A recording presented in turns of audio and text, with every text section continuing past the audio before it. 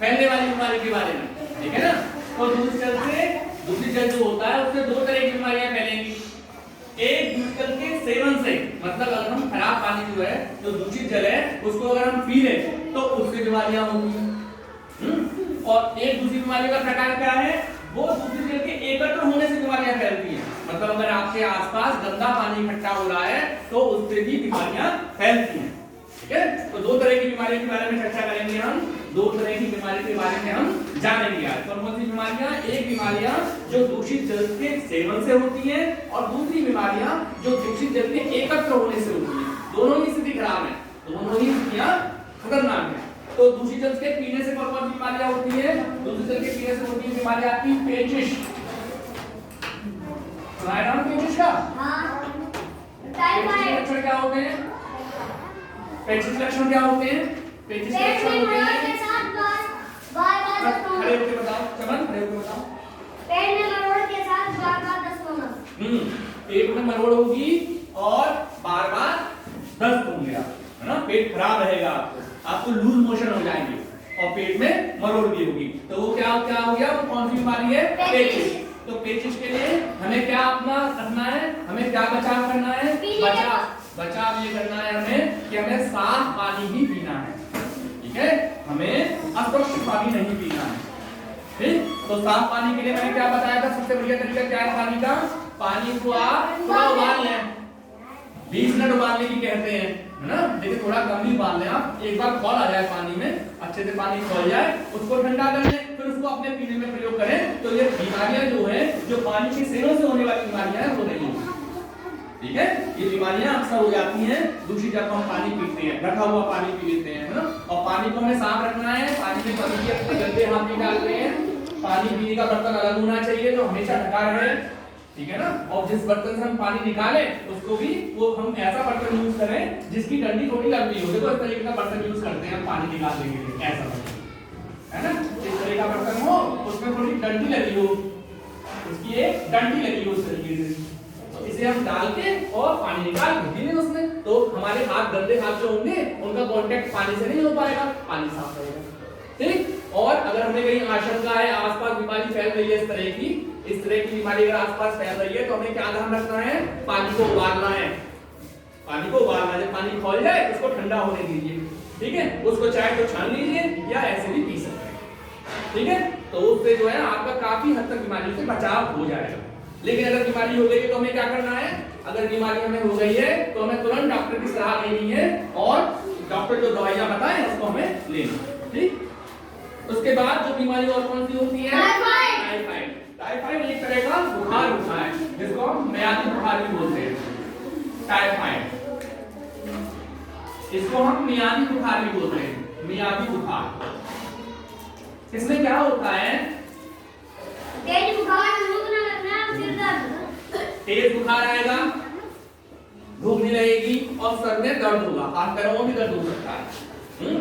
तो और बुखार का इसमें एक तरीका होता है कि बुखार बार-बार रेगुलर इंटरवल पे आता है, ठीक हो जाएगा फिर बुखार आएगा, शरीर एकदम कमजोर हो जाएगा आपका, ठीक है ना। तो इससे बचने के लिए हमें क्या करना है, पानी को स्वच्छ पानी पीना है और डॉक्टरी सलाह लेनी है। बचाव से हम केवल बचाव कर सकते हैं, हम बचाव कर सकते हैं, क्या कर सकते हैं हम, अगर हमें बीमारी से बचना है तो हमें क्या करना है, साफ पानी का प्रयोग करना है, पानी को उबाल कर प्रयोग करना है। अगर हमें लगे कि आसपास बीमारी फैल रही है तो हमें पानी को उबाल कर ही प्रयोग करना है, ठीक है।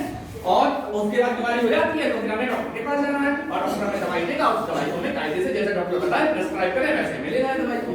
अचानक अगर बुखार आता है तो एक दवाई होती है पैरासिटामोल, है ना, वो आप अपने घर में जो बड़े लोग हैं उनकी सलाह से ले सकते हैं, ठीक है। वो भी उनकी सलाह से, आप कभी भी कोई भी दवाई हमें स्वयं से नहीं यूज करनी है, दवाइयों को हमेशा हमें अपने से दूर ही रखना है। दवाई हमें कोई बढ़ा दे वो ही हमें सेवन करना है, ठीक है, हमें खुद से नहीं करना। उसके बाद जो बीमारी आती है उसे बोलते हैं पीलिया। पीलिया एक बीमारी है जो हमें खराब पानी, गंदे पानी से सेवन से, दूषित जल के सेवन से होती है। तो पीलिया में क्या होता है, वेरी गुड। पीलिया में हमारी आंख है, हमारे नाखून है ना, और हम जब पेशाब करते हैं पेशाब जो उसका रंग डार्क पीला हो जाता है ना, तो वो हमारे शरीर में ये लक्षण ये बताता है कि हमें पीलिया की बीमारी है, जिसकी जांच डॉक्टर जो है ब्लड की जांच से करते हैं, खून की जांच करवा के करते हैं, है ना। और जब पीलिया का मालूम पड़ जाता है डॉक्टर को इनको पीलिया हो गया तो उसी अनुसार दवाइयां देते हैं। उसके बाद है हैजा। हैजा भी एक ऐसी बीमारी है जो हमें दूसरी जल के सेवन करने से होती है। और इसके लिए भी इसमें क्या होता है, उल्टी होती है, बार बार उल्टियां होती हैं, दस्त भी होता है और शरीर कमजोर हो जाता है।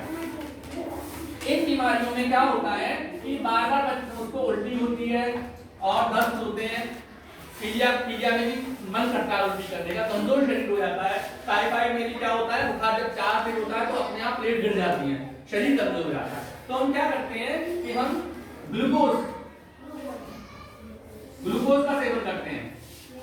ग्लूकोज पाउडर आता है बाजार में, उसका सेवन करते हैं तो उससे हमें थोड़ी शरीर को ताकत मिलती है। उसके अलावा जो पेचिश है और हैजा है, इसमें हम क्या प्रयोग करते हैं, ओआरएस। मैंने आपको पहले भी बताया था ओआरएस। ओआरएस का मतलब है ओरल रिहाइड्रेशन सॉल्ट। इसका पैकेट आते हैं, इसके पैकेट बाजार में मिलते हैं और हमारे स्वास्थ्य केंद्र पे मिल जाते हैं।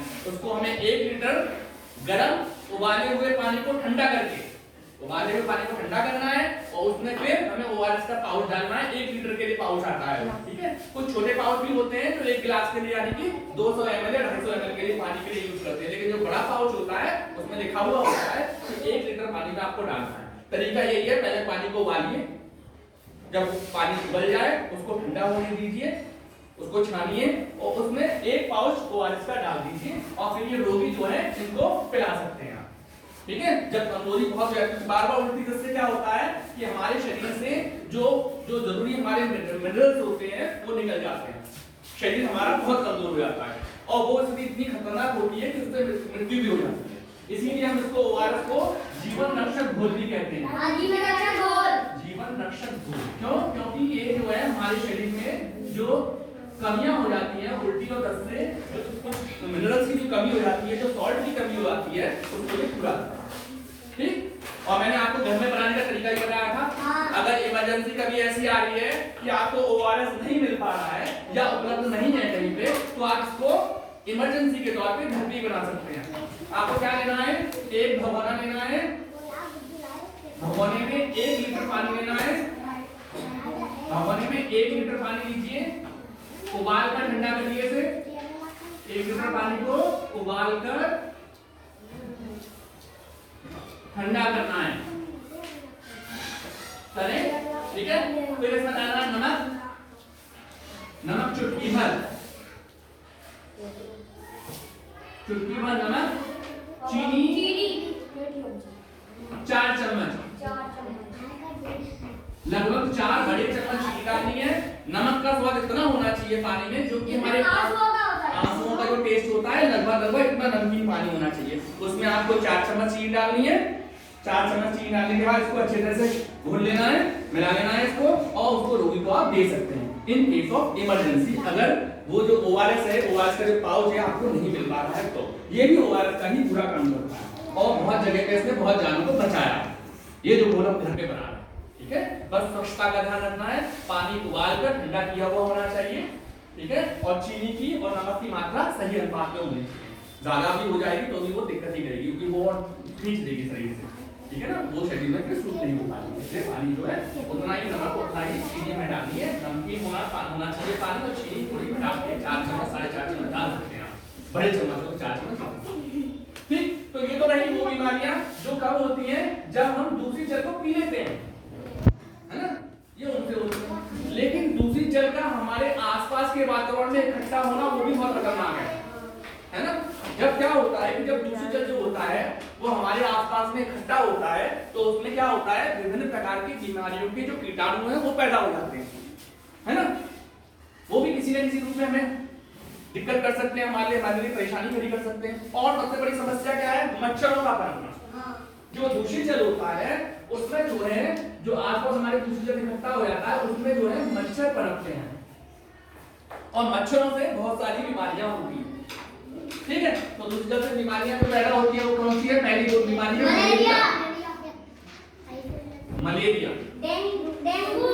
मलेरिया बीमारी क्या है, मलेरिया बीमारी एक मच्छर से होने वाला रोग है जो मादा एनाफिलीज, मादा एनाफिलीज, मादा एनाफिलीज, ये काटने से होता है।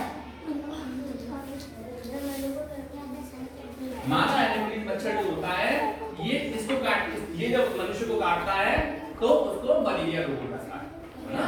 वो जब काटता है तो उसकी जो काटने के जो उसकी पाइप टाइप का होता है, सुमुन टाइप की जो मच्छर की होती है उसमें जो है कीटाणु चिपक जाते हैं।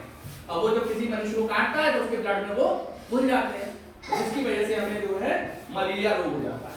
मलेरिया रोग में क्या होता है, हमें बुखार आता है, ठंड लगती है, लक्षण है मलेरिया रोग में बुखार आना, ठंड लगना, ठंड के साथ बुखार आता है, शरीर कमजोर हो जाता है, हाथ पैर में दर्द होता है, सिर में दर्द होता है बहुत तेज, है ना। और after regular interval of time बुखार आता है, ठीक हो जाता है, फिर आता है, उतर जाएगा, फिर आएगा, है ना। तो हमें इसके लिए तुरंत डॉक्टर की सलाह लेनी है और डॉक्टर की सलाह से दवाइयां लेनी है ना। और बड़े के अगर साथ में है आपके तो वो हो सकता है आपको पैरासिटामोल की गोली जो है वो दे सकते हैं, ठीक है। तो सबसे पहले तो देखो बीमारियां कोई भी हो, बीमारियों की दवाई देने से अच्छा होता है कि हम उनसे बचाव करें, है ना। अंग्रेजी में कहते हैं precaution is better than cure, precaution is better than cure. हम अंग्रेजी में बोलते हैं precaution is better than cure. इसका मतलब ये हो गया कि जो बचाव है ना वो इलाज से ज्यादा अच्छा रहता है। भाई आप बीमार पड़ जाओगे, आपको एक तो तकलीफ होगी, आप डॉक्टरों के पास जाओगे, तकलीफ होगी, बहुत तकलीफ होती है बुखार में। आप लोगों को तो बुखार आया होगा तो आपको मालूम होती है कितनी तकलीफ होती है बुखार में। सर में दर्द, बदन में दर्द, बुखार में शरीर कमजोर हो जाता है, कुछ खाने का मन नहीं करता, मुंह का स्वाद चला जाता है, तो इतनी तकलीफ होती है। तो क्यों ना हम ऐसा कुछ उपाय करें कि वो चीजें हमें हुई ना, कुछ हद तक हम बच सके इनसे। तो क्या होता है, बचाव ज्यादा जरूरी होता है, इलाज से बचाव ज्यादा जरूरी होता है। बचाव के लिए क्या करेंगे, हम अपने आसपास साफ सुथरा रखें, पानी कहीं भी इकट्ठा ना होने दें, है ना, पानी कहीं इकट्ठा ना होने दें।